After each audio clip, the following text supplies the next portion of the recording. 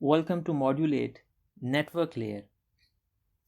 इस मॉड्यूल में हम डिस्कस करेंगे नेटवर्क लेयर के कैरेक्टरिस्टिक्स, IPv4 पैकेट के हेडर फील्ड्स, IPv6 पैकेट के हेडर फील्ड्स, दोनों में डिफरेंस क्या है, क्या चेंजेस आई IPv6 के आने के साथ। और फिर क्विकली हम पैकेट ट्रेसर में जाके देखेंगे कि एक एंड डिवाइस कैसे होस्ट, जिसे होस्ट भी कहते हैं, वो कैसे अपना राउटिंग टेबल मेंटेन करता है। और फिर एक टोपोलॉजी में चेक करेंगे कि एक होम नेटवर्क बना के देखेंगे कि एक राउटर जो है उसके अंदर राउटिंग टेबल्स कैसे पॉपुलेट होते हैं और राउटिंग टेबल का क्या पर्पज़ है। तो नेटवर्क लेयर जो है वो दो डिवाइसेस के बीच में डेटा के एक्सचेंज को पॉसिबल बनाता है। और नेटवर्क लेयर में जो प्रोमिनेंट प्रोटोकॉल्स यूज़ होते हैं वो है IPv4 और IPv6। तो अगर नेटवर्क लेयर का काम यह है दो डिवाइसेस के बीच में डेटा एक्सचेंज करना, तो डेटा लिंक लेयर का क्या काम था। तो प्रीवियस मॉड्यूल में हम पढ़ चुके हैं कि डेटा लिंक लेयर का काम जो था वो फिजिकल मीडिया को हैंडल करना था। फिजिकल मीडिया को कैसे एक्सेस किया जाएगा, डिफरेंट फिजिकल मीडियाज़ हैं, कॉपर मीडिया है, फाइबर मीडिया है, वायरलेस मीडिया है, उन सबको हैंडल करना, उसमें डेटा इनकैप्सुलेशन करना, सिग्नलिंग करना, मीडिया को एक्सेस करना, उसके एल्गोरिथम्स इम्प्लीमेंट करना, वो सारा काम डेटा लिंक लेयर ने हैंडल कर लिया है। उसका काम डेटा को एक्सचेंज करना नहीं था।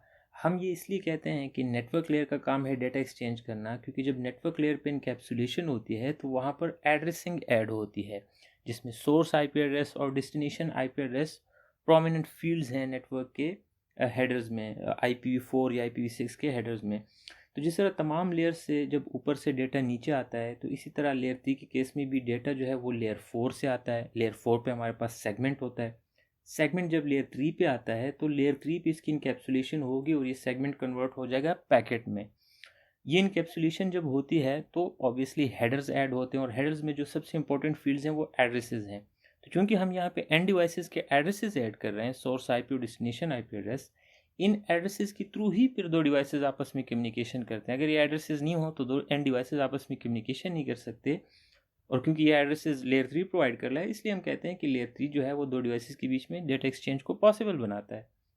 इनकैप्सुलेशन में एड्रेसेस ऐड होते हैं, और यही इनकैप्सुलेशन जब होती है इन्हीं एड्रेसेस के थ्रू, जब ये पैकेट यहाँ से ट्रांसमिट होगा और राउटर्स के पास आएगा, और राउटर्स के पास मल्टीपल पाथ्स होंगे डेस्टिनेशन तक पहुँचने के लिए, और ये राउटर का काम होगा कि अब वो उन उसमें सबसे बेस्ट पाथ को सेलेक्ट कर ले। और वो बेस्ट पाथ को सेलेक्ट कैसे करेंगे, इसी इनकैप्सुलेशन हेडर्स, लेयर 3 के हेडर्स में जो एड्रेसिंग होगी, स्पेसिफिकली जो डेस्टिनेशन आईपी एड्रेस है, उसी के थ्रू वो बेस्ट पाथ फाइंड आउट करेंगे और डेस्टिनेशन को फाइंड आउट करेंगे, जिसको हम इस प्रोसेस को हम राउटिंग कहते हैं। तो इसी एड्रेसेस की वजह से राउटिंग पॉसिबल है इन राउटर्स के बीच में, जब ये बेस्ट पाथ फाइंड कर रहे हैं और डेस्टिनेशन फाइंड कर रहे हैं। तो इसीलिए राउटिंग भी लेयर 3 का काम हुआ, और इसी लेयर 3 के हेडर की वजह से राउटिंग पॉसिबल है। और जब ये एंड डिवाइस पे ये पैकेट रिसीव होगा तो इसकी डी इनकैप्सुलेशन होगी और वापस लेयर 4 को सेगमेंट मिल जाएगा। एग्ज़ाम के हवाले से इंटरनेट प्रोटोकॉल, चाहे IPv4 हो या IPv6 हो, इसकी कुछ टर्मिनोलॉजीज़ हैं जो कि इम्पोर्टेंट हैं, जो बार बार एग्ज़ाम्स में इसके बारे में क्वेश्चंस आते हैं। और वो इसके कुछ कैरेक्टरिस्टिक्स जो हैं वो हैं, कनेक्शन लेस प्रोटोकॉल कहा जाता है इसको, बेस्ट एफर्ट प्रोटोकॉल भी कहा जाता है, अनरिलायबल प्रोटोकॉल भी कहा जाता है, मीडिया इंडिपेंडेंट प्रोटोकॉल भी कहा जाता है। तो जहाँ भी एग्जाम में अगर आपके पास ये टर्मिनोलॉजी आ जाए तो थिंक अबाउट इंटरनेट प्रोटोकॉल के IP या लेयर 3 की बात हो रही है। कनेक्शन लेस इसको इसलिए कहा जाता है कि जब ये पैकेट सेंड करता है तो उससे पहले ये सेंडर और डेस्टिनेशन आपस में कोई कनेक्शन इस्टेब्लिश नहीं करते, बस सेंडर पैकेट जनरेट करके डायरेक्ट सेंड कर देता है विदाउट इन्फॉर्मिंग द डेस्टिनेशन। इसके IPv4 के हेडर या IPv6 के हेडर में कोई इस टाइप की कंट्रोल इन्फॉर्मेशन नहीं है जिसकी थ्रू लेयर 3 पर सिंक्रोनाइजेशन हो दो डिवाइसेस के बीच में, या एक्नॉलेजमेंट्स आएँ। इसका मतलब ये है कि जब एक सेंडर पैकेट सेंड करता है तो वो ये एक्सपेक्ट नहीं करता कि उसके पास जब डिलीवरी होगी इस पैकेट की तो उसके पास एक्नॉलेजमेंट आएगा, ये एक्सपेक्टेशन नहीं होती सेंडर की। उसके पास कोई इन्फॉर्मेशन नहीं होती कि वो वहाँ पे डिलीवर हुआ या नहीं हुआ। अगर आपको ये रिलायबल कम्युनिकेशन चाहिए तो आप ये सर्विसेज अपर लेयर से लेंगे, जैसे कि ट्रांसमिशन कंट्रोल प्रोटोकॉल है लेयर 4 पर, तो वहाँ से आप ये सर्विसेज ले सकते हैं। IP लेयर यानी लेयर 3 पे आपके पास ये सर्विसेज अवेलेबल नहीं होंगी। इसको बेस्ट एफर्ट इसीलिए कहा जाता है कि जब सेंडर एक पैकेट सेंड करता है, ट्रांसमिट करता है और राउटर्स के थ्रू अपने डेस्टिनेशन तक जाएगा, तो पैकेट की IP पैकेट की भरपूर कोशिश होगी कि वो वहाँ अपनी डेस्टिनेशन तक पहुँच जाए, लेकिन कोई गारंटी नहीं है कि वो वहाँ पे पहुँचेगा। पैकेट बहुत सी रीजंस की वजह से ड्रॉप हो सकता है। मे बी इस राउटर के पास जब पैकेट आया तो इसका बफर फुल था, ये इसको ड्रॉप कर सकता है। मे बी इसके पास राउटिंग टेबल में डेस्टिनेशन आईपी की एंट्री ही नहीं है, वो बेस्ट पाथ फाइंड ही नहीं कर सकते इस डेस्टिनेशन के लिए, तब ड्रॉप हो सकता है। मे बी IPv4 के या IPv6 के, IPv6 में तो नहीं होता, IPv4 के हेडर में चेकसम जो है वो मिसमैच हो गया। तो अगर वो हेडर चेकसम मिसमैच हो गया तो इसका मतलब होगा IPv4 के हेडर में एरर्स हैं, करप्ट पैकेट है, तो राउटर इसको ड्रॉप कर देगा। तो जब ये किसी भी रीज़न की वजह से यहाँ पे ड्रॉप होगा तो ये वापस इस सेंडर को कोई इन्फॉर्मेशन नहीं देगा, नोटिफिकेशन नहीं देगा कि आपका पैकेट ड्रॉप हुआ। इसी तरह अगर ये डिलीवर भी हो जाए तो डेस्टिनेशन इसको वापस कोई एक्नॉलेजमेंट नहीं देता कि आपका पैकेट जो आपने सेंड किया था वो डिलीवर हो गया। ये सिर्फ पैकेट सेंड कर लेगा और भूल जाएगा। इसी तरह आईपी, जो कंप्यूटर जो है पैकेट जनरेट करता है उसको ये भी नहीं पता कि वो जिस डेस्टिनेशन आईपी एड्रेस के लिए पैकेट जनरेट कर रहा है वो कंप्यूटर एग्जिस्ट भी करता है, वो आईपी एड्रेस एग्जिस्ट भी करती है, या वो कंप्यूटर स्विच ऑफ है या स्विच ऑन है, कुछ भी नहीं पता। बस वो एक पैकेट जनरेट करके सेंड कर देगा। इसी वजह से इसको बेस्ट एफर्ट कहते हैं, अनगारंटीड अनरिलायबल सर्विस कहते हैं। अनरिलायबल इसी की वजह से कहते हैं कि इसके पास जो पैकेट करप्ट हो जाए इसको फिक्स करने का कोई मैकेनिज्म नहीं है, रीट्रांसमिशन का कोई मैकेनिज्म नहीं है, क्योंकि इसको पता ही नहीं चलता कि मेरा पैकेट डिलीवर हुआ या नहीं हुआ, इसलिए रीट्रांसमिशन की भी कोई क्वेश्चन ही नहीं राइज होता। पैकेट हमारे पास अगर सेंडर जो है 1000 पैकेट सेंड करता है और डेस्टिनेशन तक वो 1000 पैकेट रिसीव होते हैं तो इसकी कोई गारंटी नहीं है कि वो इन सीक्वेंस रिसीव होंगे, वो आउट ऑफ सीक्वेंस रिसीव हो सकते हैं। आउट ऑफ सीक्वेंस क्यों रिसीव होंगे? क्योंकि हमारे पास जो राउटर्स हैं वो डिफरेंट पाथ्स पे डिफरेंट पैकेट्स को फॉरवर्ड करेगा। तमाम पैकेट्स के लिए सेम पाथ सेलेक्ट नहीं होंगे क्योंकि वो राउटर के राउटिंग प्रोटोकॉल्स और पाथ्स पे डिपेंड करता है कि कौन सा पैकेट किस पाथ से जाता है। ये सिर्फ राउटर सिर्फ ये गारंटी करेंगे कि वो डेस्टिनेशन तक पहुंचेगा। तो अगर आपको सीक्वेंसिंग चाहिए, क्योंकि आईपी हेडर में सीक्वेंसिंग की कोई फील्ड नहीं है, तो अगर आपको सीक्वेंसिंग चाहिए कि इन ऑर्डर पैकेट्स पहुंचे तो अगेन आपको लेयर 4 की सर्विसेज लेनी होंगी टीसीपी की, ताकि वो सीक्वेंसिंग करे। इसी तरह आईपी जो है वो मीडिया इंडिपेंडेंट है, क्योंकि डेटा लिंक लेयर में मैक्स सब लेयर जो है वो नीचे हार्डवेयर लेवल पर और फिजिकल लेयर को कंट्रोल कर रहा है और उसको मैनेज कर रहा है। तो आईपी पैकेट का इस बात से कोई गर्ज नहीं है कि वो कॉपर मीडिया पे इसको सेंड कर रहा है packet, point two point connection है, ऑप्टिकल फाइबर कनेक्शन है, वायरलेस कनेक्शन है, वाईफाई है, सैटेलाइट कनेक्शन है, चाहे जो भी है, वो आईपी पैकेट जो है मीडिया इंडिपेंडेंट है। उसको नहीं पता कि नीचे कौन सा मीडिया चल रहा है, वो फ्रेम ने या डेटा लिंक लेयर ने उसको हैंडल कर लिया है। तो आईपी का जो हेडर है वो हमेशा सेम रहेगा चाहे जिस मीडिया पे भी आप कम्युनिकेशन कर रहे हैं। IPv4 का पैकेट जो है वो कुछ इस तरह नज़र आएगा। हमारे पास ये वेट में 4 बाइट का है और हाइट या वर्टिकल ये 20 बाइट का पैकेट है, और उसमें कुछ इंपॉर्टेंट फील्ड्स हैं। यह भी हम पैकेट ट्रेसर में भी जाके देखते हैं। यहाँ पर हम इसको थोड़ा सा रिवाइज कर लें, बल्कि इसको जाके पैकेट ट्रेसर में ही चेक कर लेते हैं। मैंने एक सिनारियो बनाया है, तो सिमुलेशन पे आते हैं और इस यहाँ से एक पैकेट जनरेट करके देखते हैं सिमुलेशन में ये कैसे नज़र आएगा। तो पिंग करते 192.168.100.2 को, और सिमुलेशन में हमारे पास ऑलरेडी एक ICMP के पैकेट आ गया। ICMP हमारे पास प्रोटोकॉल है जो कि पिंग यूटिलिटी के थ्रू हम यूज़ कर सकते हैं। ये टेस्टिंग्स और परफॉर्मेंस चेक करने के लिए हम कंप्यूटर नेटवर्क्स में यूज़ कर सकते हैं, दो डिवाइसेस के बीच में लेटेंसी चेक करने के लिए भी यूज़ कर सकते हैं, कनेक्टिविटी चेक करने के लिए भी यूज़ कर सकते हैं। तो इस वक्त हमने इस कंप्यूटर से पिंग किया है 100.2 को, और इस कंप्यूटर ने सबसे पहले एक पैकेट जनरेट किया। तो इस पैकेट थोड़ा सा पॉपुलेट होने देते हैं और देखते हैं नेक्स्ट स्टेप में कि इस पैकेट के अंदर क्या इन्फॉर्मेशन है। तो outbound PDU protocol data unit होगा। ऑब्वियसली सबसे पहले हमारे पास फ्रेम होगा लोअर लेयर पे। तो हम पिछले मॉड्यूल में ये चीज़ डिस्कस कर चुके थे कि फ्रेम में destination source address, destination MAC address PC, इस PC का होगा, और सोर्स मैक एड्रेस ऑब्वियसली इसका अपना होगा जब PC to PC 1-to-1 communication हो रही है, यूनिकास्ट कम्युनिकेशन हो रही है। और इसके बाद हमारे पास IPv4 का हेडर है, इसमें डिफरेंट फील्ड्स हैं, और इसको देखते हैं यहाँ पे पॉपुलेट भी हो चुके हैं, जो कि इस कंप्यूटर ने ऑलरेडी पॉपुलेट कर लिए हैं। सबसे पहले हमारे पास फील्ड है वर्जन, और यहाँ पर वर्जन में वैल्यू है 4। वर्जन शो करता है कि ये IPv4 इंटरनेट प्रोटोकॉल का कौन सा वर्जन यूज़ हो रहा है इस हेडर में। तो हमारे पास हम IPv4 यूज़ कर रहे हैं, हमने IPv4 को पिंग किया था, तो इसलिए यहाँ पर वर्जन 4 है। ये डिनोट कर रहा है कि हम IP वर्जन 4 यूज़ कर रहे हैं। नेक्स्ट फील्ड है इंटरनेट हेडर लेंथ। ये इतनी इंपॉर्टेंट फील्ड नहीं है, इसका सिर्फ यहाँ पर सिर्फ टोटल हेडर की जो हेडर साइज़ है उसकी वैल्यू होती है यहाँ पर।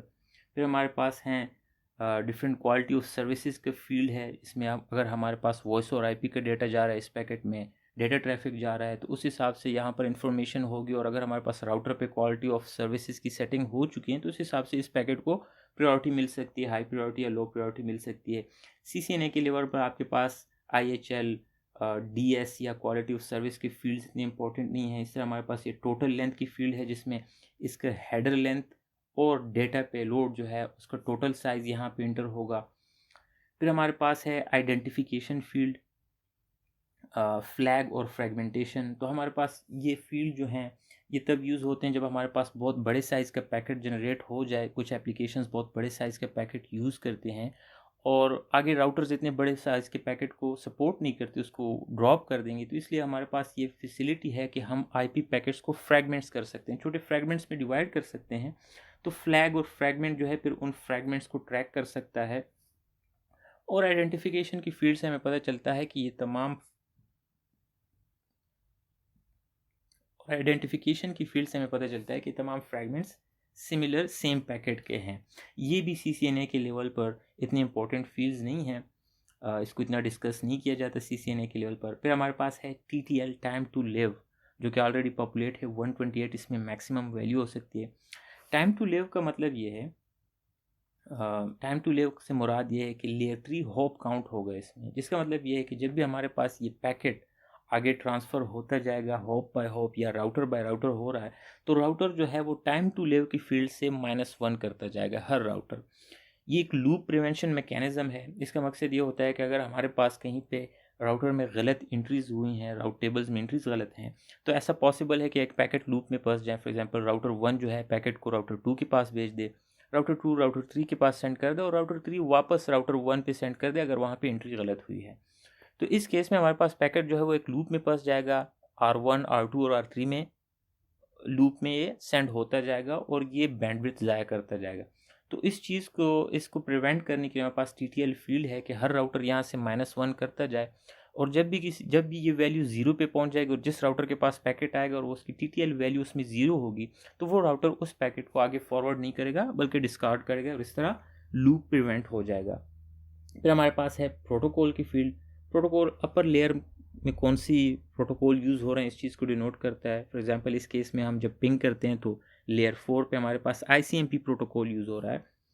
तो यहाँ पर हमारे पास जो प्रोटोकॉल लेयर में वैल्यू होगी वो डिनोट कर रही है कि जब ये डीइनकैप्सुलेट हो जाएगा ये पैकेट, तो लेयर 4 पे रिसीविंग एंड पे ये ICMP प्रोटोकॉल को देना है। नॉर्मल कम्युनिकेशन में यहाँ पर TCP या UDP की कोई आइडेंटिटी यूज़ होगी। फिर हमारे पास हेडर चेकसम है जिसके थ्रू इस हेडर को चेक किया जाता है कि इसमें करप्शन है या नहीं। और फिर सबसे इंपॉर्टेंट दो फील्ड्स हैं हमारे पास, सोर्स IP जो कि 32 बिट का एड्रेस होगा क्योंकि IPv4 है, और डेस्टिनेशन IP एड्रेस जो कि 32 बिट IPv4 एड्रेस होगा। तो सोर्स IP ऑब्वियसली इसकी अपनी IP है 100.1 और डेस्टिनेशन IP 100.2 है। और इस तरह ये पैकेट पॉपुलेट हो गया और ये जनरेट कर लिया सोर्स ने। तो हम देख सकते हैं कि अब ये पैकेट जो है PC2 के पास जाएगा और इस तरह इनके बीच में पिंग के थ्रू हमने कनेक्टिविटी चेक कर ली। सिमिलरली हमारे पास IPv6 का पैकेट भी है। होपफुली ये सारे फील्ड्स आपको समझ आ गए। इसमें जो सिर्फ सिग्निफिकेंट फील्ड्स हैं वो यहाँ पे डिफाइन हो चुकी हैं। क्वालिटी ऑफ सर्विस की field, internet header length, total length, identification, flag और फ्रैगमेंट्स, ऑफसेट, इसको भूल जाएं। ये CCNA के लेवल पर हम इसको इससे ज़्यादा डिस्कस नहीं करते कि आपको सिर्फ इसका नाम याद हो। वर्जन, क्वालिटी ऑफ सर्विस सिर्फ आपको नाम याद होना चाहिए। Header checksum, time to live का फंक्शन क्या है, हर राउटर पे इससे -1 वैल्यू होगा, ये लूप प्रिवेंशन मैकेनिज्म, ये इंपॉर्टेंट है। प्रोटोकॉल ID के अपर लेयर पे किस प्रोटोकॉल के पास जाएगा, ICMP, TCP, UDP या जो भी प्रोटोकॉल अपर लेयर पे जिसने इसको जनरेट किया था सेगमेंट को। और सोर्स IP एड्रेस और डेस्टिनेशन IP एड्रेस, ये इंपॉर्टेंट है। फिर हमारे पास IPv6 पैकेट है। IPv6 हमारे पास इसीलिए एक नया प्रोटोकॉल आया क्योंकि हमारे पास IPv4 में बहुत सारी लिमिटेशन थी। दो जो इम्पोर्टेंट लिमिटेशन जो हमें ऑब्वियसली नज़र आती हैं वो ये है कि हमारे पास 32 बिट एड्रेस था, IPv6 में हमारे पास 128 बिट एड्रेस है। तो 2 पावर 32 हमारे पास IPv4 में ऑलमोस्ट 4 बिलियन IP एड्रेस थे जो आहिस्ता आहिस्ता ख़त्म होते जा रहे हैं क्योंकि इंटरनेट इतना पॉपुलर हो गया और हर जगह पर हर डिवाइस को एक आईपी एड्रेस चाहिए जो कि इंटरनेट पे कम्युनिकेशन करना चाहता है। IPv6 में हमारे पास ये लिमिटेशन ख़त्म हो गई क्योंकि 2 पावर 128 इज़ 340 अनडिक्लियन IPv6 एड्रेसेस जो कि हमारे लिए पूरी उम्र के लिए काफ़ी हैं फॉर एवर। तो एक तो ये obvious increase in address space हो गया IPv6 में। दूसरा, IPv6 का हेडर बहुत स्मॉल है। अननेसेसरी चीज़ें जो IPv4 हेडर में थी वो रिमूव कर ली गई और इस तरह इसकी परफॉर्मेंस और बेहतर हो गई। प्रोसेसिंग डिले कम है IPv6 के हेडर का। और नेटवर्क एड्रेस ट्रांसलेशन, जिसको हम अलग मॉड्यूल में डिटेल से पढ़ेंगे, जो कि आपके होम राउटर्स में बहुत एक्सटेंसिवली यूज़ होता है। Network address translation IPv4 addresses को बचाने के लिए एक टेक्निक ही है, इन्वेंट की गई थी।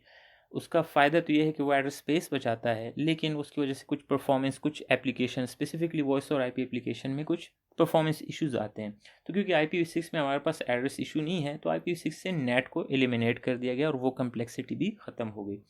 तो एज अ रिज़ल्ट IPv6 का बहुत लो ओवरहेड है, बहुत स्मूथ कम्युनिकेशन होती है और परफॉर्मेंस बहुत हाई है IPv4 के मुकाबले में। IPv4 का पैकेट हेडर इस तरह नज़र आता है। हम इसको पैकेट ट्रेसर में भी चेक कर लेते हैं। हमारे पास ऑलरेडी इस कंप्यूटर को IPv6 इसने लिंक लोकल एड्रेस अपने लिए जनरेट किया है। मैं यहाँ से इसको कॉपी कर लेता हूँ और यहाँ से IPv6 के एड्रेस को पिंग कर देते हैं। इसके लिए भी सिमुलेशन ऑन कर देते हैं और सिमुलेशन से पहले क्योंकि हम IPv6 यूज़ कर रहे हैं, तो अब हम यहाँ पे फ़िल्टर में IPv6 का ICMP version 6 layer 4 protocol use होगा, हम उसके पैकेट को चेक कर लेते हैं और यहाँ पर हम इंटर दबा देते हैं। तो हमारे पास ICMP 6 वर्जन 6 का प्रोटोकॉल जो है, प्रोटोकॉल डेटा यूनिट पॉपुलेट हो गया। अगेन फ्रेम एग्जैक्टली उसी तरह होगा। डेस्टिनेशन मैक एड्रेस इस PC का होगा, सोर्स मैक एड्रेस इसका अपना होगा। यहाँ पर IPv6 का हेडर स्टार्ट हो गया, जिसमें अगेन पहली फील्ड जो है वर्जन है। यहाँ पर IPv6 जिन ऑलरेडी पॉपुलेट हो चुका है कि वर्जन 6 यूज़ हो रहा है IP प्रोटोकॉल का। ट्रैफिक फ्लो अगर हम देख लें, ट्रैफिक क्लास है, तो traffic class quality of service field है, सिर्फ नाम चेंज हो गया। जिस तरह IPv4 में हमारे पास QoS था, यहाँ पर ट्रैफिक क्लास है। फिर हमारे पास फ्लो लेवल है, जिस तरह हमारे पास IPv4 में आइडेंटिफिकेशन की फील्ड थी, इसी तरह यहाँ पर हमारे पास फ्लो लेवल है, जो कि सिमिलर टाइप ऑफ पैकेट्स अगर एक्सट्रीम में आ रहे हैं तो राउटर उसका फ्लो लेवल चेक करके पता लगा सकता है कि ये सिमिलर टाइप ऑफ डेटा आ रहा है, वॉइस डेटा आ रहा है, ट्रैफिक आ रहा है। तो राउटर जो है वो उन तमाम पैकेट्स को जिनका फ्लो लेवल सेम होगा उनको सिमिलरली ट्रीट करता है। ये भी इतने इंपॉर्टेंट फील्ड नहीं है IPv6 में। फिर हमारे पास पेलोड लेंथ है कि टोटल पेलोड हेडर के अलावा उसके टोटल साइज़ कितना है। इंटरनेट हेडर लेंथ जो है IPv4 में था वो रिमूव हो गया, हेडर लेंथ इसमें नहीं है, और उसमें टोटल हेडर प्लस पेलोड का लेंथ था, उसकी जगह IPv6 में सिर्फ पेलोड लेंथ है। फिर नेक्स्ट हेडर एग्जैक्टली IPv4 में हमारे पास जो था वो था प्रोटोकॉल, जो कि अपर लेयर को डिनोट करता है। यहाँ सिर्फ नेम चेंज हो गया, उसको IPv6 में प्रोटोकॉल हेडर को हम नेक्स्ट हेडर कहते हैं। फिर हमारे पास हाफ लिमिट एग्जैक्टली वही IPv4 में जिस तरह TTL था, उसका सिर्फ नाम चेंज हो गया, हाफ लिमिट हो गया। एग्जैक्टली सेम फंक्शन है, लूप प्रिवेंशन मैकेनिज्म के लिए यूज़ होता है और हर राउटर यहाँ से वैल्यू को -1 करता जाएगा जैसे ही वो पैकेट को फॉरवर्ड करता जाएगा। और फिर हमारे पास सोर्स IP एड्रेस जो कि 128 बिट का होंगे, इसलिए यहाँ पे साइज़ ज़्यादा शो हो रहा है, और डेस्टिनेशन IP एड्रेस 128 बिट का। पैकेट ट्रेसर में भी हम इसको देख सकते हैं। हमारे पास फ्लो लेवल है, पेलोड लेंथ यहाँ पे ऐड हो चुका है ऑलरेडी।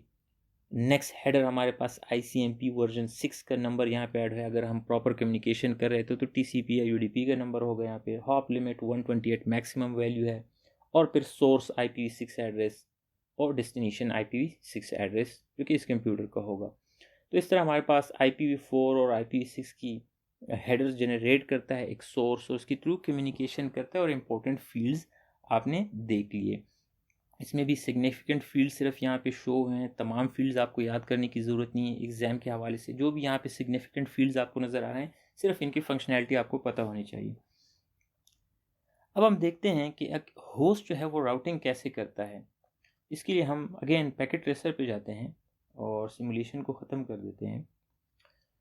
तो एक होस्ट जो है, जब भी एक पैकेट जनरेट होता है, तो ये हमारे पास इस केस में, इस एग्जाम्पल में हमारे पास ये सोर्स है जो कि पैकेट जनरेट कर रहा था। हर सोर्स जो पैकेट जनरेट कर सकता है, पैकेट जनरेटिंग ऐसा नोड जो पैकेट जनरेशन की कैपेबिलिटी रखता है, उसके अंदर एक राउटिंग टेबल भी होगा, जिसे होस्ट राउटिंग टेबल कहते हैं। तो देखते हैं कि इस पीसी के अंदर हमारे पास होस्ट राउटिंग टेबल कौन सा है। उसको देखने के लिए हम कमांड इशू करेंगे नेट स्टेट -r और इसको इंटर करके देखते हैं। तो नेट स्टेट -r हमें 3 चीज़ें शो करेगा। पहले हमें एक राउटिंग टेबल शो कर रहा है।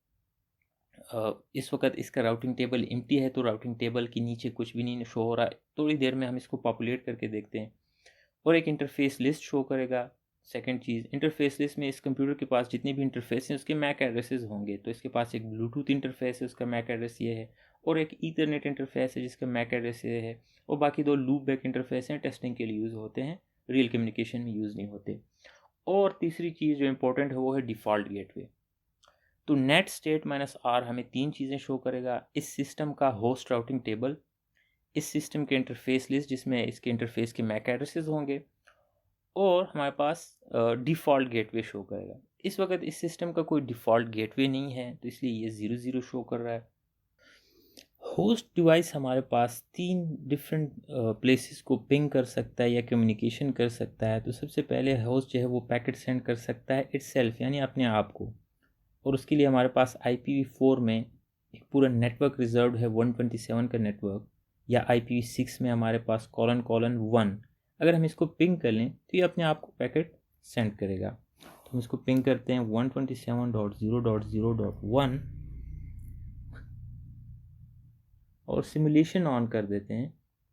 ICMP ऑलरेडी सिलेक्टेड है, इसको एंटर कर देते हैं। तो हम देख सकते हैं सिमुलेशन में कि इसमें अगर हम डेस्टिनेशन IP देखें तो सोर्स IP भी 127 है, डेस्टिनेशन भी 127 है। और अगर हम सिमुलेशन में देख लें तो ये IP पैकेट कहीं पे ट्रांसमिट नहीं हो रहा, ये खुद ही जनरेट करके खुद ही रिसीव कर रहा है।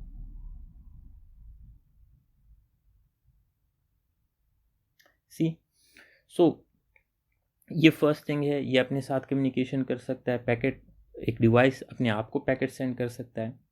दूसरी कम्युनिकेशन है लोकल होस्ट। ये किसी लोकल होस्ट को डेस्टिनेशन जो है, जिसकी डेस्टिनेशन जो कि लोकल एरिया नेटवर्क में होगी, जो कि ऑलरेडी हम कर चुके हैं कि 100.1 जो है वो 192.168.100.2 को पैकेट सेंड कर सकता है। और हम इसमें मैक एड्रेसेस हमने देखे थे कि इस केस में हमारे पास सोर्स मैक एड्रेस इसका अपना होगा, डेस्टिनेशन मैक एड्रेस इस पीसी का होगा जिसके साथ कम्युनिकेशन कर रहे हैं, सोर्स IP एड्रेस इसका अपना होगा, और सोर्स डेस्टिनेशन IP इसी कंप्यूटर का होगा। इसे हम कहते हैं लोकल होस्ट के साथ कम्युनिकेशन करना। और तीसरे किस्म का ये पैकेट जनरेट कर सकता है जिसे हम रिमोट होस्ट कहते हैं, कि अगर कोई ऐसे कंप्यूटर के साथ ये कम्युनिकेशन करना चाहता है जो कि इसके लोकल एरिया नेटवर्क के अंदर नहीं है। तो एज्यूम कर लें कि आपके घर का नेटवर्क है, तो आपके घर के अंदर जितनी भी डिवाइसेस हैं, लैपटॉप्स हैं, टैबलेट्स हैं, स्मार्टफोन हैं, तो एक दूसरे को जो पिंग कर रहे हैं, कम्युनिकेशन कर रहे हैं इस स्विच के थ्रू, तो ये लोकल होस्ट कम्युनिकेशन हो रही है, एक ही नेटवर्क के अंदर कम्युनिकेशन। अगर आप किसी बाहर के इंटरनेट पे किसी डिवाइस के साथ कम्युनिकेशन कर रहे हैं तो वो रिमोट होस्ट कम्युनिकेशन है, और वो डेटा अब राउटर के थ्रू होके जाएगा। अब रिमोट होस्ट कम्युनिकेशन के लिए ज़रूरी है कि आपके नेटवर्क के अंदर एक डिफ़ॉल्ट गेटवे हो, जो कि इस केस में हमारा राउटर है। राउटर के साथ साथ लेयर 3 स्विच भी हमारा डिफ़ॉल्ट गेटवे हो सकता है, लेकिन टिपिकली राउटर हमारे पास डिफ़ॉल्ट गेटवे होता है। और राउटर जो है, राउटर के लिए डिफ़ॉल्ट गेटवे बनने के लिए ज़रूरी है कि उसका एक इंटरफेस जो है आपके लोकल एरिया नेटवर्क के साथ कनेक्ट हो, और उसका IP एड्रेस आपके लोकल एरिया नेटवर्क के IP एड्रेस में से हो। तो जैसे हमारे पास ये 100.1 है, 100.2 है, ये 100.something होना चाहिए। और इसके साथ कम्युनिकेशन करने के लिए हमारे पास डिवाइसेस में अगर हम स्टैटिक कम्युनिकेशन कर रहे हैं तो यहाँ पर हमारे पास डिफ़ॉल्ट गेटवे में इस डिफ़ॉल्ट गेटवे का एड्रेस होना चाहिए। तो ये हमें DHCP भी दे सकता है, या हम स्टैटिकली इंटर कर लें तो उसका IP एड्रेस है 100.20 मेरे राउटर का एड्रेस है, जो कि सेम नेटवर्क का है, लोकल एरिया नेटवर्क का।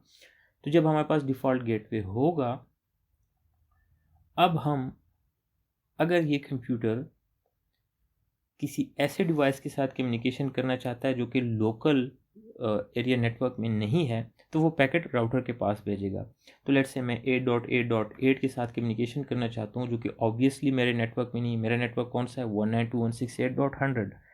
मैं सिमुलेशन पे जाता हूँ और चेक करते हैं कि ये पैकेट जब मैं पिंग करता हूँ कहाँ पे जाएगा। तो एक पैकेट जनरेट हो गया, इसमें कुछ आईपी में शायद मैंने कुछ इशू कर दिया, गेटवे 100.20, चेक कर लेते हैं कि इसका आईपी एड्रेस 100.20 है, 100.10 है। सो आईपी मैंने गलत दी तो आपने देखा कि पैकेट जो है वो नहीं जा सकता। तो 100.10 आईपी एड्रेस है, डिफ़ॉल्ट गेटवे इस कंप्यूटर का हमने सेट कर दिया। अगेन देख लेते हैं, इसका अपना एड्रेस ये है, उसका डिफ़ॉल्ट गेटवे .10 है। तो अगेन वापस आते हैं, दोबारा पिंग करते हैं और सिमुलेशन पे आके पिंग स्टार्ट करते हैं और पैकेट देखते हैं कि लेयर 3 पे आउटबाउंड पीडीयू जो बन रहा है इसको पॉपुलेट होने देते हैं। अब देखते हैं, अब इसके हम वैल्यूज़ देखते हैं। कुछ इंटरेस्टिंग काम हो रहा है इस वक्त। सोर्स आईपी ऑब्वियसली इसका अपना होगा क्योंकि ये पैकेट जनरेट कर रहा है, और डेस्टिनेशन आईपी जो कि हमने प्रोवाइड किया है 8.8.8 होगा। तो पैकेट ने जाना कहाँ है, सोर्स आईपी ये है, और डेस्टिनेशन आईपी डीएनएस के गूगल के पास जाना है। अब डीएनएस के गूगल के पास जाने के लिए ज़रूरी है कि ये अपने नेटवर्क से बाहर जाए। कंप्यूटर को पता कैसे चला कि ये जो इस वक्त कम्युनिकेशन कर रही है लोकल होस्ट कम्युनिकेशन हो रही है, रिमोट होस्ट कम्युनिकेशन हो रही है? ये कंप्यूटर को इस तरह पता चलता है कि जब हम वैल्यू देते हैं destination IP address, for example यहाँ पे हमने पिंग 8.8.8 दे दिया, तो कंप्यूटर का सबसे पहला काम ये होता है कि ये इसको अपने इसका नेटवर्क पोर्शन जो एड्रेस हम दे रहे हैं डेस्टिनेशन आईपी एड्रेस में जो लिखा जाएगा जिसके साथ कम्युनिकेशन करनी है, उसको कंपेयर करता है अपने एड्रेस के साथ। तो 8.8.8 को कंपेयर करेगा ये अपने आईपी एड्रेस के साथ। इसका अपना आईपी एड्रेस है 100.1 और इसका नेटवर्क पोर्शन है 192.168.100 जो कि सबनेट मास्क से शो होता है। तो अगर ये नेटवर्क पोर्शन और जो डेस्टिनेशन आईपी हमने दी है उसका नेटवर्क पोर्शन दोनों में मैच नहीं हो रहा, तो इसका मतलब है कि ये लोकल कम्युनिकेशन नहीं हो रही। और अगर ये मैच हो गया तो इसका मतलब ये लोकल होस्ट कम्युनिकेशन होगी, जिस तरह हमने इससे पहले कम्युनिकेशन की जब हमने कमांड रन किया 192 पिंग 192.168.100.2, तो इस केस में उसने मैच किया अपने एड्रेस के साथ, तो इन दोनों का नेटवर्क पोर्शन मैच हो रहा था। इसलिए इस सिस्टम को पता था कि अब मैं लोकल होस्ट कम्युनिकेशन कर रहा हूँ, मैं डायरेक्टली इसके साथ कम्युनिकेशन कर सकता हूँ। लेकिन अब जब 8.8.8 है, नेटवर्क पोर्शन मैच नहीं हो रहा इसके अपने आईपी एड्रेस के साथ, तो इसको पता है कि अब मैं रिमोट होस्ट कम्युनिकेशन करूँगा। और इस कंप्यूटर को ये भी पता है कि जब रिमोट होस्ट कम्युनिकेशन होगी तो पैकेट ने राउटर के पास जाना है, रिमोट कम्युनिकेशन राउटर करवाएगा, मैं खुद नहीं कर सकता।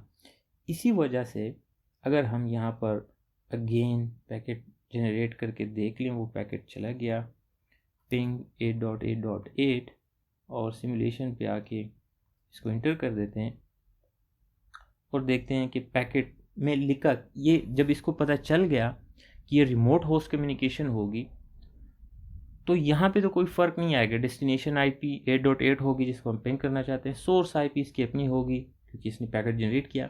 जो चेंज आता है वो फ्रेम के अंदर मैक एड्रेसेस में आता है। सोर्स मैक एड्रेस इसका अपना होगा। जो ट्रिक है वो है डेस्टिनेशन मैक एड्रेस में। तो जब हम 1-to-1 लोकल होस्ट कम्युनिकेशन कर रहे थे तो सोर्स आईपी इसका अपना था, डेस्टिनेशन आईपी इसी कंप्यूटर का था जिसके साथ कम्युनिकेशन करनी है। फ्रेम में डेस्टिनेशन मैक एड्रेस भी इसी कंप्यूटर का था। इस केस में क्योंकि हम 8.8 के साथ कम्युनिकेशन करना चाहते हैं जो कि इंटरनेट पे गूगल के साथ है, उसका मैक एड्रेस हमें इस कंप्यूटर को किसी तौर पता नहीं चल सकता। तो यहाँ पर जो डेस्टिनेशन मैक एड्रेस है ये किसका है? ये डेस्टिनेशन मैक एड्रेस इस राउटर के इस इंटरफेस का है। हम इसको कंफर्म कर सकते हैं। इस राउटर में चले जाते हैं और यहाँ पर कमांड करते हैं शो आईपी इंटरफेसेस, और ये इंटरफेस कौन सा है, गैगा 0/0। तो चेक करते हैं गैगा 0/0 और इसका मैक एड्रेस देखते हैं इसका मैक एड्रेस क्या है। तो line protocol is connected, broadcast MAC address कहाँ पे शो कर रहा है ये?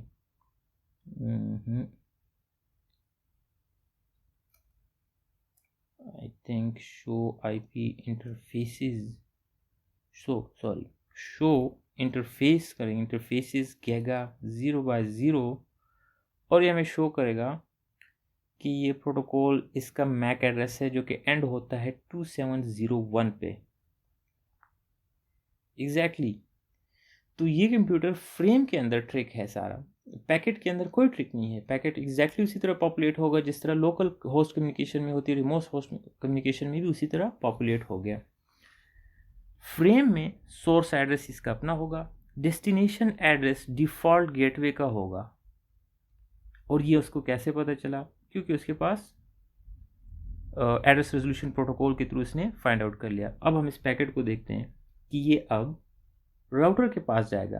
हालांकि हमने डेस्टिनेशन आईपी एड्रेस में राउटर का आईपी एड्रेस नहीं है, लेकिन फ्रेम में डेस्टिनेशन मैक एड्रेस राउटर का है। यहाँ पर इसने सिर्फ पैकेट को इसलिए ड्रॉप किया क्योंकि उसके पास आगे मैंने नेटवर्क क्रिएट नहीं किया कि जहाँ पर 8.8 नेटवर्क के पास ये राउटर फॉरवर्ड कर सके। लेकिन मकसद इस सिमुलेशन का ये था कि आपको पता चले कि हमारे पास जो राउटर है, जो डिवाइस है, वो 3 किस्म की पैकेट्स जनरेट कर सकता है। अपने लिए कर सकता है इटसेल्फ, लोकल होस्ट के लिए कर सकता है, with in local area network communication करने के लिए, जिसमें कोई ट्रिक नहीं है। और जो एक ट्रिक है वो है रिमोट होस्ट कम्युनिकेशन में, कि जब ये अपने नेटवर्क से बाहर पैकेट भेजना चाहते हैं तो ये अपना पैकेट राउटर के पास भेजेगा। और राउटर के पास पैकेट भेजने के लिए ज़रूरी है कि इस कंप्यूटर पर डिफ़ॉल्ट गेटवे का आईपी एड्रेस हो। और जब ये अपने नेटवर्क से बाहर पैकेट भेजना चाहता है तो ट्रिक पैकेट में नहीं होगा, फ्रेम के डेस्टिनेशन मैक एड्रेस में होगा। फ्रेम का डेस्टिनेशन मैक एड्रेस इस डिफ़ॉल्ट गेटवे का पॉपुलेट होगा। सो यहाँ तक तो ये होस्ट का राउटिंग डिसीजन की ये टॉपिक था हमारा कि होस्ट फॉरवर्डिंग डिसीजन कैसे लेता है। तो होस्ट फॉरवर्डिंग डिसीजन अपने राउटिंग टेबल के थ्रू लेता है। अगेन हम कहते हैं नेट स्टेट -r, और इसका राउटिंग टेबल चेक करते हैं, नेट स्टेट -r। और अब आप देख सकते हैं कि हमारे पास डिफ़ॉल्ट गेटवे यहाँ पे 192.168.100.1, और यहाँ पर हमारे पास एक राउट की एंट्री भी हो चुकी है जो कि शो करता है कि 0.0.0 जो है हमारे पास डिफ़ॉल्ट एंट्री कहलाई जाती है। इसका मतलब यह है कि अपने लोकल एरिया नेटवर्क के अलावा किसी भी नेटवर्क पर अगर पैकेट भेजना है तो हम पैकेट भेजेंगे अपने गेटवे को। और इस गेटवे तक पैकेट भेजने के लिए जो कि 10 है, उसके लिए आपके पास, क्योंकि कंप्यूटर के पास मल्टीपल इंटरफेसेस हो सकते हैं, पैकेट जो है इस इंटरफेस पे फॉरवर्ड करना है जिसके आईपी एड्रेस है 100.1। हमारे केस में हमारे पास एक ही इंटरफेस है, तो ऑब्वियसली ये फ्रेम जब क्रिएट होगा, पैकेट क्रिएट होगा, तो वो इस इंटरफेस जिसके आईपी ये है इसी के थ्रू ट्रांसमिट होगा, तब जाके वो डिफ़ॉल्ट गेटवे तक पहुंच सकता है। हम यही इन्फॉर्मेशन एक और कमांड है राउट प्रिंट, इसके थ्रू भी प्रिंट कर सकते हैं, लेकिन यहाँ पर सिमुलेशन में भी ये कमांड काम नहीं कर रहा। लेकिन आप विंडो 10 में इसको चेक कर सकते हैं। लेट्स से मेरा सिस्टम है, मैं इस पर राउट प्रिंट चेक कर लेता हूँ तो एग्जैक्ट सेम इन्फॉर्मेशन है। मेरे पास इंटरफेस लिस्ट है, क्योंकि इस सिस्टम में मेरे पास डिफरेंट इंटरफेसेस हैं, तो हर इंटरफेस का मैक एड्रेस यहाँ पे शो हो रहा है। फिर मेरे पास IPv4 का राउट टेबल शो हो रहा है, क्योंकि मेरे पास डिफरेंट नेटवर्क कनेक्टेड हैं। लेकिन इसमें जो सबसे इंपॉर्टेंट एंट्री है वो ये है, डिफ़ॉल्ट एंट्री, कि जब भी मैं इंटरनेट के साथ कम्युनिकेशन करूँगा तो मेरा गेटवे होगा 192.168.18.1, जो कि 18.12 इंटरफेस पे ट्रांसमिट होगा, जो कि मेरा वाईफाई इंटरफेस है। इसके अलावा अगर मैं लोकल होस्ट कम्युनिकेशन करूँगा 18 के साथ, 192.168.18 जो कि मेरा अपना लोकल होस्ट है, लोकल एरिया नेटवर्क, तो मैं उसके लिए कोई गेटवे नहीं यूज़ कर रहा, बल्कि ऑन लिंक कम्युनिकेशन होगी, डायरेक्ट कम्युनिकेशन होगी। मैं राउटर के थ्रू कम्युनिकेशन नहीं करूँगा या डिफ़ॉल्ट गेटवे के थ्रू कम्युनिकेशन नहीं करूँगा। मेरे पास IPv6 राउटिंग टेबल भी यहाँ पे शो हो रहा है। तो ये होस्ट डिसीजंस हैं कि एक होस्ट जो है वो कैसे डिसीजन लेता है पैकेट को अपने इटसेल्फ ट्रांसमिट करने के लिए, लोकल होस्ट के पास ट्रांसमिट करने के लिए, और रिमोट होस्ट के पास ट्रांसमिट करने के लिए। यहाँ पर एक और सिनेरियो मैं क्रिएट कर चुका हूँ जो कि थोड़ा सा रियलिस्टिक सिनेरियो है। इस केस में हम राउटिंग प्रोटोकॉल्स भी देखेंगे और राउटर के राउटिंग टेबल भी चेक कर सकते हैं। तो अगेन मेरे पास एक होम नेटवर्क है जिसके नेटवर्क है 192.168.100.0। ये हमारे पास उसका डिफ़ॉल्ट गेटवे है, जो कि आपका होम राउटर आप कंसिडर कर सकते हैं। डिफ़ॉल्ट गेटवे के लिए ज़रूरी है कि इसके राउटर का एक इंटरफेस इसी होम नेटवर्क के लोकल एरिया नेटवर्क से हो, जिसका आईपी एड्रेस है 100.20। ये मैं ऑलरेडी इसकी सेटिंग इन स्पीसीज पे कर चुका हूँ, चेक कर सकते हैं। 100.10 आ रहा है, जो कि गलत आ रहा है, ये 20 होगा, बट लेट मी चेक कि ये 20 है या 10 है। यहाँ पे चेक कर लेते हैं इसको, और 10 है, तो सही है, यहाँ पे गलती हुई है। ओके, तो इसका मतलब है कि ये इसका डिफ़ॉल्ट गेटवे है। और ये राउटर फिर पब्लिक आईपी के थ्रू इस इंटरफेस पे 20 के नेटवर्क के साथ कनेक्ट है। याद रखें कि एक राउटर जहाँ पे प्रेजेंट होगा वहाँ पर नेटवर्क ख़त्म हो जाता है और नया नेटवर्क शुरू होता है। तो यहाँ पर 192.168.100.0 का नेटवर्क यहाँ तक लिमिटेड है। राउटर के इस इंटरफेस पर 20 का नेटवर्क स्टार्ट हुआ। फिर इस राउटर के पास 3 नेटवर्क्स हैं, 20 के नेटवर्क, 30 के नेटवर्क और 40 के नेटवर्क। इसी तरह इस राउटर के पास 2 नेटवर्क्स हैं, 30 और 50। और फिर इस राउटर के पास भी 3 नेटवर्क हैं, 50, 60 और यहाँ पर एक DNS गूगल का कनेक्ट है 8.8। ये मैंने एक ऐसी एग्जाम्पल क्रिएट की गई है जिसके थ्रू आप देख सकते हैं कि आप जब घर से कम्युनिकेशन करते हैं गूगल की DNS तक तो पैकेट कैसे ट्रैवल होता है। तो एक सिमुलेशन करके चेक करते हैं, बल्कि सिमुलेशन चेक करने से पहले हम देख लेते हैं कि हमारे पास यहाँ पे जो राउटर्स कनेक्टेड हैं ये कैसे पैकेट फॉरवर्ड कर रहे हैं। तो बल्कि लेट्स से सिमुलेशन करते हैं एक, और यहाँ से पिंग करते हैं 8.8 को। तो पिंग 8.8.8 और पिंग स्टार्ट हो गया। तो हमारे पास एक पैकेट जनरेट हो गया, इसने पैकेट जनरेट किया। तो इस पीसी का पहला काम क्या होगा कि जो आईपी हमने दी है उसको चेक करेगा कि ये रिमोट होस्ट कम्युनिकेशन मैंने करनी है, लोकल होस्ट कम्युनिकेशन। अपना आईपी एड्रेस इसका है 100.1 और जिसको पिंग करना है वो 8.8 है। ऑब्वियसली इनका नेटवर्क पोर्शन मैच नहीं होता, तो इस तरह इस कंप्यूटर को पता चल गया कि मैंने लोकल कम्युनिकेशन नहीं करनी बल्कि रिमोट कम्युनिकेशन करनी है। तो रिमोट कम्युनिकेशन करने के लिए लेट्स से ये पॉपुलेट कर ले अपने फ्रेम को और फिर देखते हैं, क्योंकि इसको ऑटोमेटिकली पता चल गया एड्रेस देखकर ही कि मैंने रिमोट कम्युनिकेशन करनी है। तो जैसे ही इसने आउटबाउंड PDU बनाया, सोर्स एड्रेस अपना लिखा, डेस्टिनेशन एड्रेस उसी आईपी का गूगल के DNS का लिख दिया, और ट्रिक जो करेगा डिफ़ॉल्ट गेटवे के पास ये पैकेट भेजना है। क्योंकि रिमोट कम्युनिकेशन है तो इस कंप्यूटर ने ये पैकेट राउटर डिफ़ॉल्ट गेटवे के पास भेजना है, और उसको भेजने के लिए इसने डेस्टिनेशन एड्रेस राउटर का ऐड कर दिया जो कि इस इंटरफेस का है। तो इसलिए ये पैकेट आल्दो इसमें डेस्टिनेशन आईपी एड्रेस राउटर का नहीं है, लेकिन फिर भी ये राउटर के पास जाएगा क्योंकि डेस्टिनेशन मैक एड्रेस राउटर के पास है। तो नेक्स्ट करते हैं, तो देखते हैं कि ये पैकेट राउटर के पास आएगा। अच्छा, स्विच ने कैसे इसको राउटर के पास फॉरवर्ड कर दिया, हम पिछले मॉड्यूल में देख चुके हैं कि स्विच के पास मैक एड्रेस टेबल होगा, जो कि हम कर सकते हैं enable show MAC address table के थ्रू। तो उसमें एंट्री हो चुकी है कि FS0/3 के साथ राउटर कनेक्टेड है, इस तरह उसने फॉरवर्ड कर दिया। अगर आपको ये नहीं पता तो आप मेरा प्रीवियस वीडियो चेक कर लें, उसमें हमने डिटेल के साथ ये चेक किया। तो राउटर के पास जब पैकेट आया, अब राउटर क्या करेगा, राउटर को पता है कि ये पैकेट मेरे लिए इंटेंडेड नहीं है। क्यों? क्योंकि आप राउटर के पास जो पैकेट आया हम उसको देख लें इनबाउंड PDU में कि डेस्टिनेशन एड्रेस तो इस राउटर का था, लेकिन डेस्टिनेशन आईपी एड्रेस इस राउटर का नहीं है। इस तरह इस राउटर को पता चल जाता है कि पैकेट लोकल एरिया नेटवर्क से मेरे पास आया है क्योंकि डेस्टिनेशन मैक एड्रेस मेरा है, लेकिन चूंकि डेस्टिनेशन आईपी एड्रेस किसी और का, इसका मतलब ये पैकेट मेरे लिए नहीं है, बल्कि ये किसी ने मुझे ये पैकेट इसलिए भेजा है क्योंकि वो मुझसे राउटिंग की सर्विस लेना चाहता है। वो चाहता है कि मैं इस पैकेट को 8.8 नेटवर्क तक पहुंचाऊं, और अब इसने राउटिंग डिसीजन लेना है। राउटिंग डिसीजन लेने के लिए हर राउटर में हमारे पास एक राउटिंग प्रोटोकॉल होगा, जिसको हम देख सकते हैं अगर हम कमांड इंटर कर लें शो IP राउट। तो इस राउटर के पास एक राउटिंग टेबल है जिसमें मल्टीपल एंट्रीज होंगी। इसको थोड़ा बड़ा करके देख लेते हैं, ये कोड्स हैं, इसकी तरफ हम बाद में आते हैं।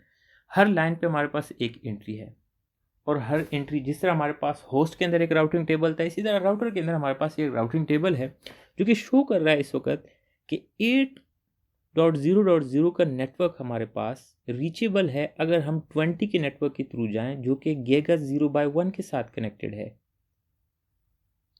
20 के नेटवर्क गीगा 0/1 इंटरफेस से कनेक्ट है। तो राउटर यहाँ से डेस्टिनेशन IP एड्रेस देखेगा कि डेस्टिनेशन IP एड्रेस 8.8.8 था, वो मैच करता है इस एंट्री के साथ उसका नेटवर्क पोर्शन, और जब यह इसके साथ मैच करता है तो ये चेक कर लेता है कि ये नेटवर्क रीचेबल है इस इंटरफेस पर अगर मैं इसको फॉरवर्ड कर लूँ।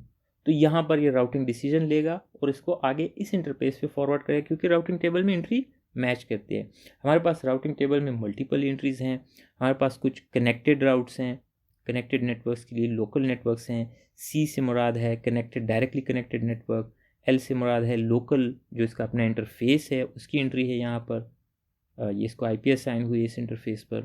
इसी तरह हमारे पास जो ओ आ रहा है ये OSPF डायनेमिक राउटिंग प्रोटोकॉल चल रहा है। OSPF हमारे पास डिफरेंट डायनेमिक राउटिंग प्रोटोकॉल्स हैं, उसको आगे देखते हैं कि डायनेमिक राउटिंग प्रोटोकॉल से क्या मुराद है। तो हमने देख लिया कि इस पैकेट में डेस्टिनेशन जो था वो क्योंकि 8.8 था, तो अब ये राउटर क्या करेगा, यहाँ पर पैकेट के अंदर कुछ चेंज नहीं लाएगा। ओके, पैकेट के अंदर एक चेंज लाएगा। आप TTL भी देख लें कि ये इनबाउंड PTU रिसीव हुआ इस राउटर पर। TTL 128 है, सोर्स 100.1, डेस्टिनेशन। जितने भी राउटर के थ्रू ये पैकेट आगे जाएगा, डेस्टिनेशन और सोर्स IPs चेंज नहीं होंगी। ये हमेशा स्टार्ट से लेके जहाँ से पैकेट जनरेट हुआ है एंड तक सेम रहेंगी। चेंज आएगा TTL में जब ये राउटर दोबारा नया पैकेट जनरेट करेगा। अब इसको आगे फॉरवर्ड करने के लिए तो नोटिस करें आउटबाउंड PDU पे नया पैकेट जनरेट हुआ, TTL से -1 कर दिया। लूप प्रिवेंशन मैकेनिज्म याद कर लें। और दूसरा जो ये चेंज करेगा वो फ्रेम में चेंजेस होंगी। देख लें, डेस्टिनेशन एड्रेस है 7301 जो इसको रिसीव हुआ, ये इसका अपना डेस्टिनेशन एड्रेस है। मैक एड्रेस इस कंप्यूटर का था। अब जब नया फ्रेम बनेगा, पैकेट में सिर्फ TTL में चेंज आ गया और चेंज आएगा सोर्स और डेस्टिनेशन मैक एड्रेसेस में। अब सोर्स मैक एड्रेस होगा इस राउटर के इस इंटरफेस का और डेस्टिनेशन मैक एड्रेस होगा इस राउटर के इस इंटरफेस का।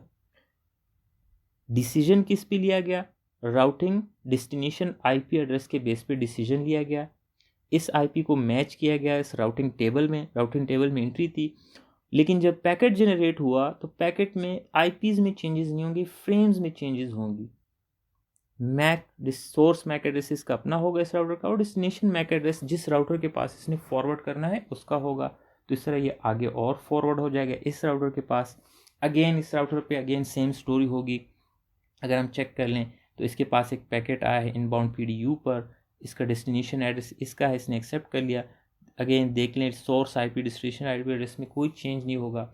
ये राउटर भी डेस्टिनेशन IP एड्रेस चेक कर लेगा और इसको मैच करेगा अपने राउटिंग टेबल के साथ। तो इसका भी राउटिंग टेबल चेक कर लेते हैं। इसमें भी इसकी एंट्री है कि 8 का नेटवर्क जो है वो मैच करता है और गेगस 0/1 और 0/2 दोनों पे अवेलेबल है। और ये एंट्री कहाँ से हुई है, dynamic routing protocol OSPF protocol run हो रहा था उसने एंट्री की है। ये एंट्रीज हम मैनुअली भी कर सकते हैं। उस केस में इस एंट्री के साथ O की जगह S होगा। एस पे यहाँ पे देख लेते हैं स्टैटिक एंट्री होगी। ये मैं मैनुअली भी एंट्री कर सकता हूँ, लेकिन इस वक्त डायनामिक राउटिंग प्रोटोकॉल कॉन्फ़िगर्ड इन राउटर्स पर, तो ये डायनामिकली इसने लर्न कर लिया है कि ये नेटवर्क अवेलेबल है 0/1 और 0/2 दोनों पर। ऐसा क्यों है, क्योंकि एक्चुअली यहाँ से दोनों पाथ पे ये 8 के नेटवर्क तक रीचेबल है। 30 के नेटवर्क के थ्रू भी जा सकता है, 40 के नेटवर्क के थ्रू भी जा सकता है। अगर हम फॉरवर्ड कर लें तो उसने डिसीजन ले लिया। अगेन इसने भी जब पैकेट बनाया है तो frame source IP address destination IP address same होंगी, सिर्फ सोर्स मैक एड्रेस और डेस्टिनेशन मैक एड्रेसेस चेंज होंगी। और इसी तरह हर राउटर डिसीजन लेता जाएगा। और इस राउटर पर देख लें तो हम पैकेट में हमारे पास सिर्फ और सिर्फ TTL से वैल्यू माइनस होती जाएगी, बाकी पैकेट में चेंजेस नहीं आएंगे। समहाउ इसने पैकेट को ड्रॉप कर दिया। मे बी यहाँ पर हमने IP एड्रेसेस गलत दिए हैं, तो रियल टाइम पे आके चेक कर लेते हैं ये क्यों ड्रॉप हुआ। कॉन्फ़िगर करके देखते हैं। 60 और 8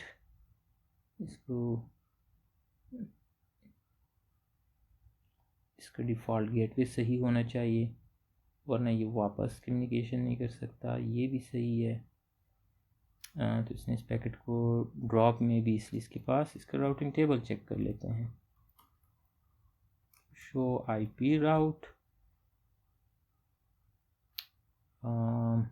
एंट्री है 8.8 की, तो इसको ड्रॉप नहीं करना चाहिए। तो अगेन चेक कर लेते हैं। यहाँ से पिंग करते हैं 8.8.8 को, सिमुलेशन स्टार्ट करते हैं, इंटर, और नेक्स्ट नेक्स्ट नेक्स्ट और नेक्स्ट। ओके, मे भी कोई सिमुलेशन में इशू था, हमारी कॉन्फ़िगरेशन सही है। और इस तरह हमारे गूगल DNS के पास पैकेट पहुंच गया और गूगल DNS ने पिंग यूटिलिटी के थ्रू अगेन रिस्पॉन्ड भी कर दिया।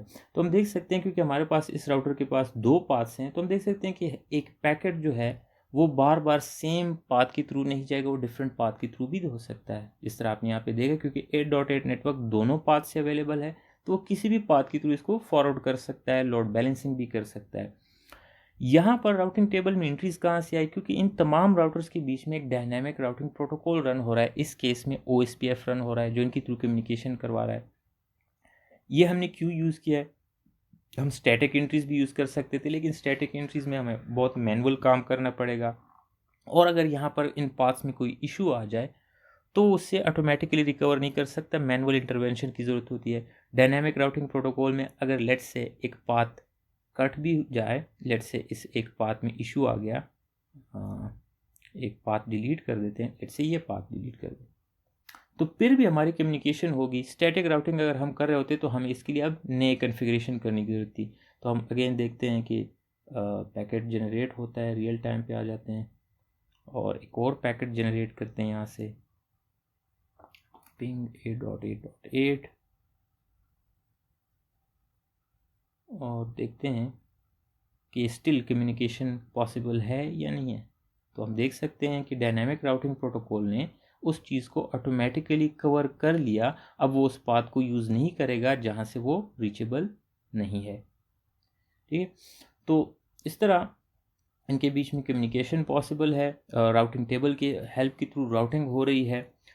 राउटिंग टेबल में हमारे पास 2 किस्म की एंट्रीज होती है। हमारे पास यहाँ पे एग्जांपल है डायरेक्टली कनेक्टेड राउटर्स का। अगर हमारे पास एक ऐसा राउटर है जिसके पास कोई 2 नेटवर्क्स डायरेक्टली कनेक्टेड हैं, तो हम इसको कहते हैं कि ये इस राउटर के साथ 100 का नेटवर्क डायरेक्टली कनेक्टेड है और इसी राउटर के साथ 200 का नेटवर्क कनेक्टेड है। तो इस केस में हमारे पास यहाँ पे किसी टाइप की एंट्री की ज़रूरत नहीं होती, क्योंकि डायरेक्टली कनेक्टेड राउट्स जो हैं वो ऑटोमेटिकली लर्न कर लेता है। तो इस केस में अगर हम शो IP राउट कर लें तो हम देख सकते हैं कि इस राउटर के पास ये दोनों एंट्रीज ऑटोमेटिकली हैं। 100 का नेटवर्क हमारे पास है, गीगा 0x0 से कनेक्टेड है, और 200 का नेटवर्क गीगा 0x1 के साथ कनेक्टेड है। यहाँ पर C और L हैं जो कि डायरेक्टली कनेक्टेड शो कर रहे हैं। C local, L for local interface की एंट्री है, और C डायरेक्टली कनेक्टेड की एंट्री है। यहाँ पर ना स्टैटिक एंट्री की ज़रूरत है, ना डायनामिक राउटिंग प्रोटोकॉल की ज़रूरत है। ये इन दोनों कंप्यूटर्स के बीच में डायरेक्टली कम्युनिकेशन करवा सकता है। इसको कहते हैं हम डायरेक्टली कनेक्टेड राउट्स। अगर यहाँ पे एक और राउटर होता जिस तरह इस केस में है, तो इस राउटर के लिए डायरेक्टली कनेक्टेड नेटवर्क्स कौन से हैं? 192.168.100.0 जिसके साथ ये डायरेक्टली कनेक्टेड है, और इस यही राउटर 20 के नेटवर्क के साथ कनेक्ट है। तो इसके लिए ये 2 नेटवर्क्स डायरेक्टली कनेक्टेड हैं, और बाकी तमाम नेटवर्क्स इसके लिए रिमोट नेटवर्क्स हैं। 30, 40, 60, 8.0.0 ये सारे रिमोट नेटवर्क्स हैं। इनकी इंफॉर्मेशन इस राउटर पर ऑटोमेटिकली नहीं आ सकती। इस पर फॉर एग्जांपल अगर इसमें ये इंफॉर्मेशन है कि 8.8 जो है नेटवर्क वो गीगा 0x1 से रीचेबल है, तो ये इन्फॉर्मेशन इसको कोई प्रोवाइड करेगा। इसके पास सिर्फ अपनी डायरेक्टली कनेक्टेड नेटवर्क्स की इन्फॉर्मेशन है। वो इन्फॉर्मेशन प्रोवाइड करने के लिए हमारे पास 2 तरीके हैं। या तो हम इस पर स्टैटिकली मैनुअली जाके एंटर करें कमांड के थ्रू कि आपका जो 8.8 नेटवर्क अगर आपने जाना है तो इस इंटरफेस पे पैकेट को फॉरवर्ड कर दो, या हमारे पास डायनामिक राउटिंग प्रोटोकॉल हैं जो कि एक्चुअल सोल्यूशन है पूरी दुनिया में इंटरनेट सर्विस प्रोवाइडर्स यूज़ करते हैं कि तमाम राउटर जो आपस में कनेक्टेड हैं वो एक डायनामिक राउटिंग प्रोटोकॉल्स के थ्रू एक दूसरे के साथ नेटवर्क इन्फॉर्मेशन शेयर करते हैं, और इस तरह तमाम राउटर्स पर तमाम नेटवर्क की इन्फॉर्मेशन अवेलेबल होती है, और इस तरह तमाम इंटरनेट पर हम किसी भी डिवाइस के साथ कम्युनिकेशन करते हैं, क्योंकि इनकी एंट्रीज उन नेटवर्क्स की राउटिंग टेबल में अवेलेबल होती है। तो this is a good example for कि किस तरह राउटिंग टेबल्स और राउटर्स के थ्रू कम्युनिकेशन होती है hop by hop. I hope this has been informative for you, and see you in a next video. Thank you.